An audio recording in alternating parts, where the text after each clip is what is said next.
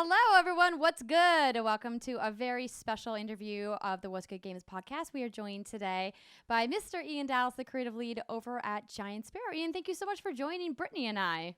Oh, thank you for having me. So, Brittany and I and some of the other girls talked about your game, What Remains of Edith Finch, on the podcast a couple of weeks ago. But we're here talking to you today because you guys are coming to a new platform. You're coming to Xbox One. Yeah, we just came out on the Xbox One a couple days ago. So congratulations on the launch. We, of course, are big fans of the game. Britt and I have so many burning questions to ask you about this game. And, we thought about maybe not keeping it or keeping it spoiler free, but I think that we're going to forget that. I think this is going to be like a spoiler cast kind of interview, if you're cool with that. Yeah, no, I've done a couple of these, and it's funny. Even the ones where people start out like, "Oh, let's do it spoiler free." It does kind of change over time as people start getting into the questions. So Yep. Yeah, no, because inevitably you wanna know something that is, There are a lot of things I want to know. Okay, so go ahead, Britt. Okay, so there's a lot of death in this game. I have to know why death. Why this theme around death and everyone dying? Very untimely. Yeah, I mean, it just sort of emerged that way. It wasn't something that we, kind of went in thinking, let's make a game about death. I mean, the initial idea was making a game about awe and about, creating moments where, the player would feel simultaneously, they were in the presence of something very beautiful, but also that they felt small and a little overwhelmed. And the moments that seemed to evoke that the best, tended to revolve around somebody dying. And yeah, I don't know quite how it worked out that way, but yeah, kind of early on, it felt like that was the way to go. So this game is super unique in a variety of ways. How would you describe the genre that this game is? Because trying to elevator pitch somebody this game is really kind of difficult. Yeah, I mean, I don't know that there's a genre per se. Like of the existing genres, walking simulator, for better or worse, is probably, good enough. People will understand, at least initially what this game kind of feels like. Like it's not a multiplayer brawler or whatever. Like it's sort of like a walking simulator. But the, kind of 2 or 3 sentence description of the game for people that haven't seen it or played it at all is that it's a collection of short stories about a cursed family in Washington State, and you play as Edith coming back to the house you grew up in. When you're coming back, everybody in the house by this point is dead, so you're the last person in your family left alive, and you're trying to figure out what's happened to everybody. And in each of the bedrooms, you find a story about how that family member died, which you as a player then get to live out and experience, the world through these different people's eyes. And each story has its own unique aesthetic and gameplay that hopefully express, a little bit about what that person's life was like. Unique gameplay experiences are something we talked a lot about in our discussion, and some of our favorites being, the cannery scene and the comic book scene. I also really enjoyed. How did you guys come up with the ideas? Was there a specific, thing that you guys were going for? Did these ideas kind of come about sporadically?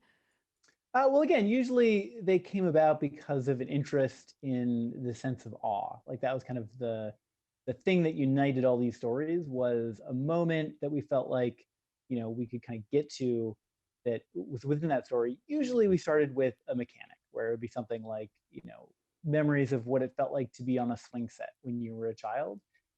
And, then we sort of worked from there and figured out, well, like how long would this be interesting? What do your buttons do? It wasn't for quite a while making these prototypes, until we actually started thinking about who is this character, what is their story, how might ultimately all of this kind of fit together. But say the kernel of all this was the mechanical gameplay kind of interactions and trying to make something that felt like it had a chance of getting to a place of awe. Speaking of characters, a lot of their deaths are left open-ended. What happened to Barbara? Like what happened to the little girl who ate Holly and toothpaste? I'm assuming that was intentional, but why leave it that way? Why not close off the stories? Yeah, so I think a big part of the sense of awe is our inability as humans to fully understand the world around us. And I think it's particularly true today, where we have so many things like in our pockets. It's basically an oracle that we can whip out and answer seemingly, any question that we have. And it's easy to, kind of lull ourselves into the sense that we are in control and that we really understand what's going on. And, when it comes down to it, like, when am I going to die? What does this other person think of me? Like all these like really important questions. And so for us, having stories that, didn't resolve themselves in a, neat way where there was some ambiguity felt like a truer expression of the kind of world that we wanted to create, where we wanted to remind players that, there's no way to really know the truth about anything, that all you can do is kind of piece it together. And our hope was that it didn't feel like we left people with cliffhangers where there was a story and there was no way of knowing, and if only you could tune in for the second part of this thing. But it's more like, well, we present some facts or some perspectives, and then it's up to the player to decide how they want to interpret those things, which I think is also more true to like my own experience of family history, where if there was a truth at any point, that is long gone, and we're in a place now today where we're just kind of picking between different versions of reality and trying to figure out what makes sense to us about what might have happened.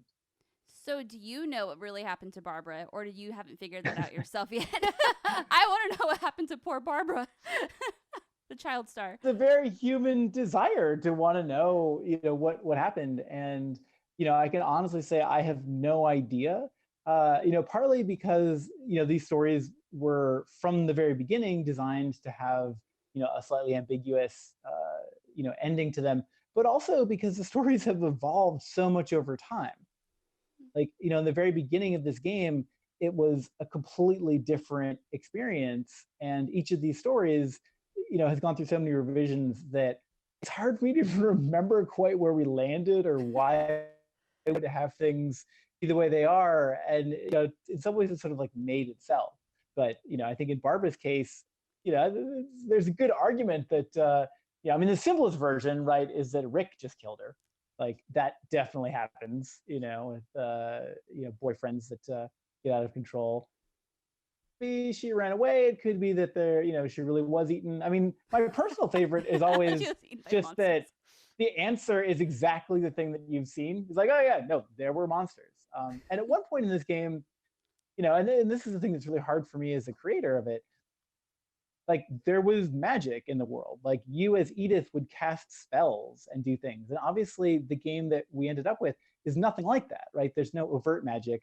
Maybe there's magic, but there doesn't have to be. Like there's nothing that says this must have been the work of, goblins and elves and fairies and whatever.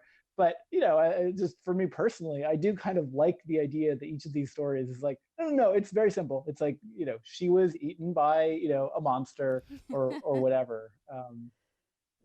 The world that you and your team created felt very full and realized, very also linear in a nice way. While there was obviously exploratory elements to this game, it felt like it wasn't overwhelming. How do you go about making the call about like how big you want the world to be or how small you want the world to be?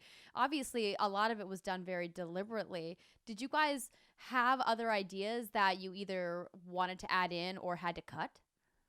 Yeah, I mean, there were tons of stories that we had talked about doing, or secret passages in the house, or little interactions. And I don't think there's anything that we made that, as a team, we felt like, oh man, if only we'd been able, to spend another month on that thing. It was really close. I think all the things that we cut for pretty good reasons, and some of the things that we kept, maybe should have been cut for equally good reasons.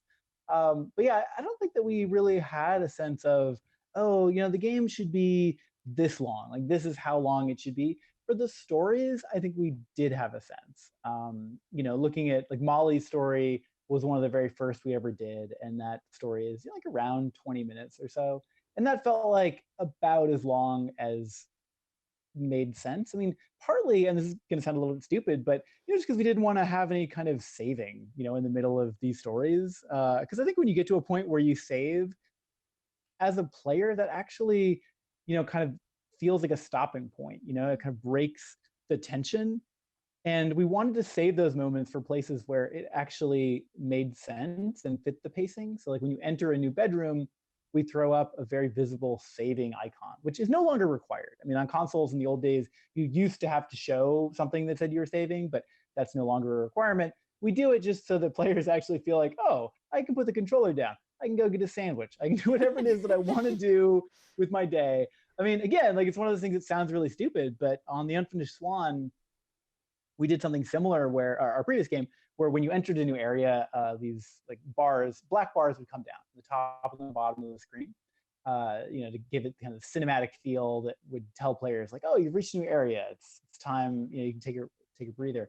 And we noticed in playtests that eat their snacks. If we give them like drinks and snacks and stuff, they wouldn't eat their snacks or drink their soda until the little black bars came down. So they started calling them snack bars, just because they like let players know, like, okay, it's time to relax. And for us, that was about 20 minutes, on the outside for a story.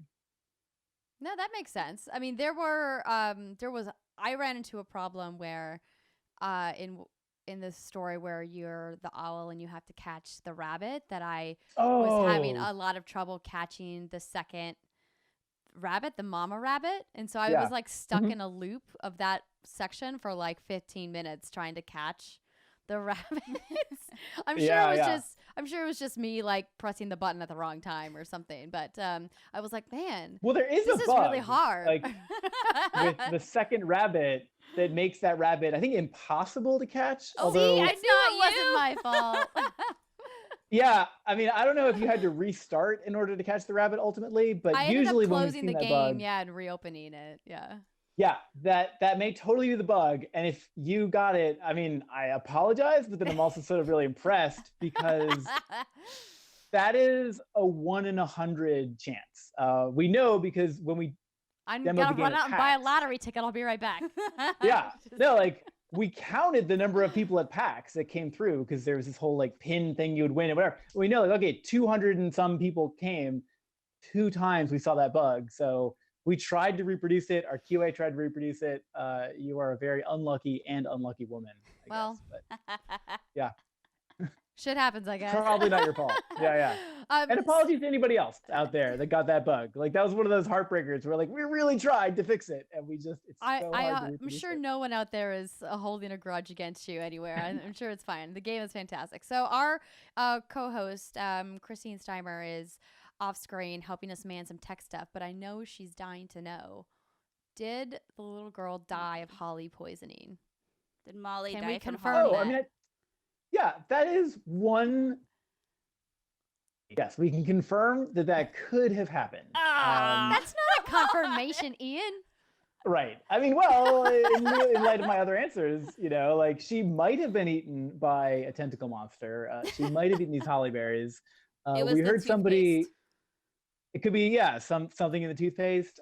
We heard somebody theorize recently that where she had to eat things. I can't remember what the name is of that condition, but there's certain people that have to put things in their mouths and then they end up eating whatever, like staplers and things that ultimately will cause them harm. So perhaps that's what happened. My personal favorite, not that it's my favorite, but it's like a creative explanation that we never thought of when we were initially creating the story, but we've heard a couple times now, is what we've called the tent uncle theory, which is that the tentacle monster, some sort of metaphor for some kind of physical like incest or some kind of trauma that she had suffered. You just made it a little bit darker. It was already a very dark game in a certain sense. Yeah. I think all of those are viable options. Yeah. Okay. So the house is very well done and designed. I mean, as soon as I stepped into the house, I just kind of spent 15 minutes just gawking around and it felt like a really homey, cozy home.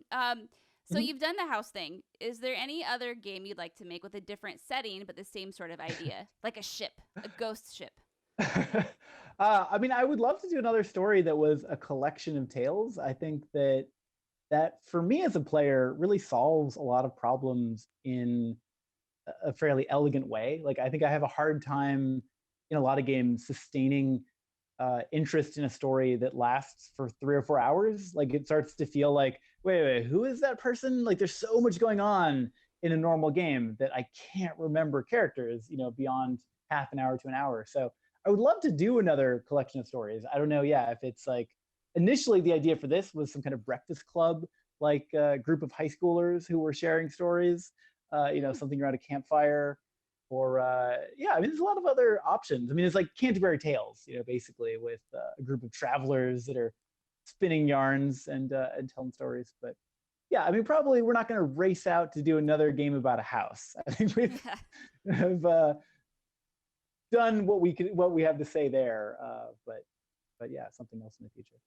So you guys have done a couple of, really unique experiences. If you take like Unfinished Swan and then obviously What Remains of Edith Finch. What are you guys working on next? Can you talk to us about it? It's in a very, very early stage, but my interest now is in the way that animals move. So I'm planning to spend the next year or two just kind of learning animation and becoming a better animator and exploring what it is about like seeing an animal that feels really interesting. Like I think there's just some kind of innate human connection that we have with living creatures that I'd love to explore in a game. Well, that sounds really exciting. Yeah. Ian, thank you so much for taking the time to chat with us today. Is there anything else about your game that you would like our fans and listeners to know? No, just that it's available on PlayStation 4, Xbox, and Steam. All right, great. Well, you heard it when we obviously love the game here at the show. So if you guys haven't yet gotten a chance to play it, please do. It is an excellent experience. And I would recommend, if you can spare the time, to play it all in a single sitting. Yes. It's definitely worth it. Absolutely. All right. Thanks so much, Ian. Take care. Cool. Thank you. Bye. Bye, everybody.